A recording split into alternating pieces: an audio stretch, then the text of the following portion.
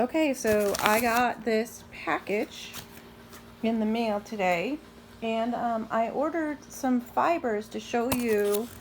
I'm going to show you how I use a spinning wheel, and I wanted to unpack this and show you some of the fibers that I got, to show you some of the different things that you can use from nature to create yarn.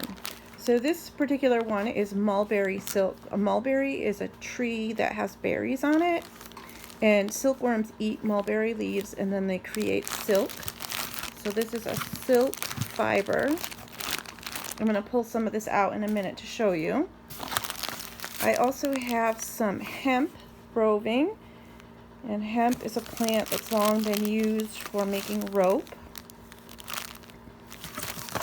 And let's see, I have some rose fiber. So this comes from the rose plant, like the flower of rose. I'll pull some of that out for you.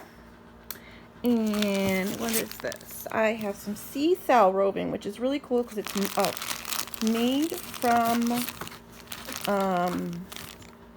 seaweed, actually. So that's kind of fun. And then I also have in here some dyes that I can change the colors. And in this box should be a dye kit. I'll try to open this in my left hand, and I'm right-handed. So in here, I wonder if you can guess what 3 colors are in this dye kit before I open it. I'll give you a hint. You can make more than 1 color from these dye colors. Yep, you guessed it. It's the primary colors. There's, let's see, red, blue,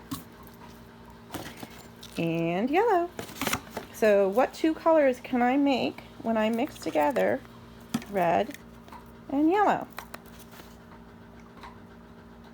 What 2 colors can I mix together when I mix yellow and blue? And what 2 colors can I make when I mix together red and blue? Okay, so I've laid out all the bags, and they're all really kind of different textures. This is the mulberry silk. It's kind of lumpy and really powdery almost. I think I'm going to have to do some more work with this. I'm not sure I can use this as it is to spin. So that's the mulberry silk. This is the hemp, and oh my gosh, it smells terrible. It's very, very musty smelling, but it's almost like hair, like really thick, and it's rough. It's not a soft texture at all. The silk was definitely softer. This is very coarse, as we would say. But you notice how the fibers on this are really long like hair, so it should actually be pretty easy to spin this.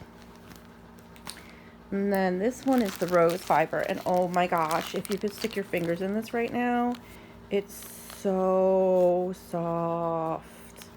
And it's got a nice, look at that, like it's got long fibers, which will make it easier to spin, and you'll see more of that later on. But oh my gosh, it is the softest. You would not believe how soft this is. And then the last one is the seaweed. And this is also soft, but it feels kind of, the rose was like nice to touch. This kind of has a feeling to it that's not as nice. I don't love it. As far as the texture, it's like it got a funky, weird feeling to it. It's like irritating. But it does have really long fibers on it, and it's soft, but there's just kind of this irritating under feeling to it. I don't know if I'm gonna love this. All right, so those are some of the things that I got today, and I'm going to show you as we go further along. I'll show you some of the steps in making this into yarn. This is my spinning wheel. It is an Ashford Traveler. You can actually put it right into your car and buckle it into a seat belt. And I'm going to tell you all the different parts of the spinning wheel. So this is called the Footman right here. This thing that goes up and down is called the footman. And this is called, right here, this part right here is called the mother of all. And it has a little knob on it, and you can adjust the tension. It goes down or it goes up by small degrees. This is the flywheel or the drive wheel right here. And this is the drive band, which is, it's actually a piece of plastic. It's kind of stretchy. And I can adjust the tension here. So this is the tensioner right here.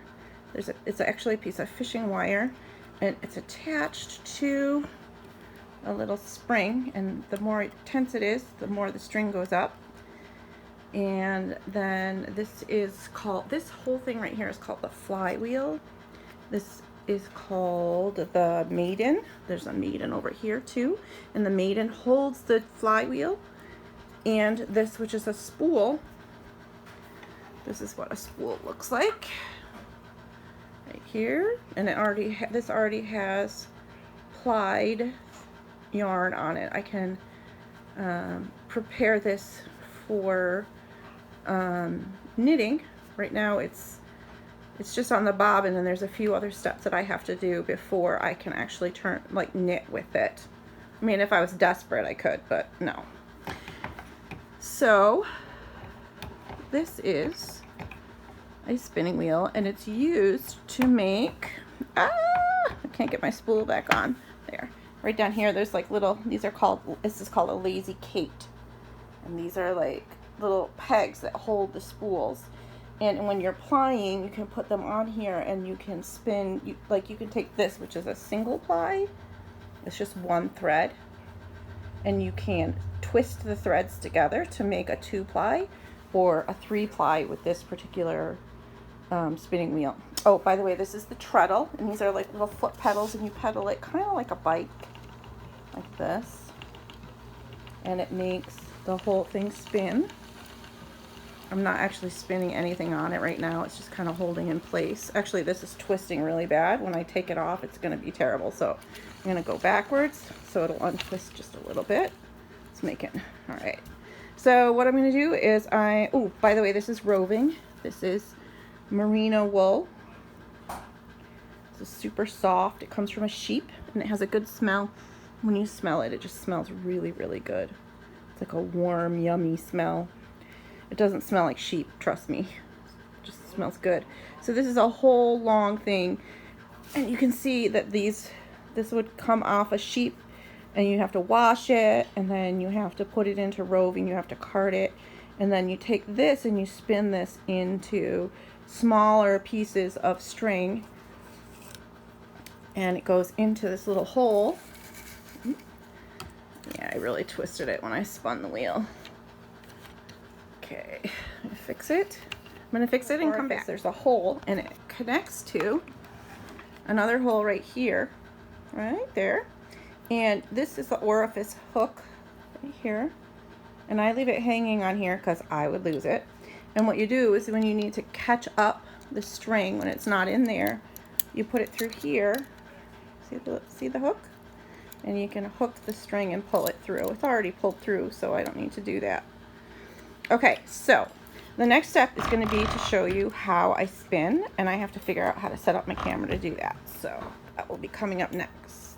I'm spreading the fibers out, and I'm pinching it right here to keep the twist from going into the fibers. As soon as I let go, see how it twisted?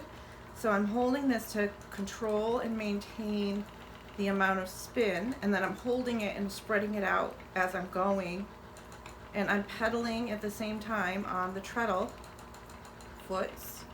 The flywheel, which is over here, is moving up and down, and that is making the drive wheel or the flywheel go, and then that's making the band spin, which is going up to this part right here, which is the flywheel, and then the tension is holding it at a specific amount, and it goes faster or slower depending on how much tension is on it.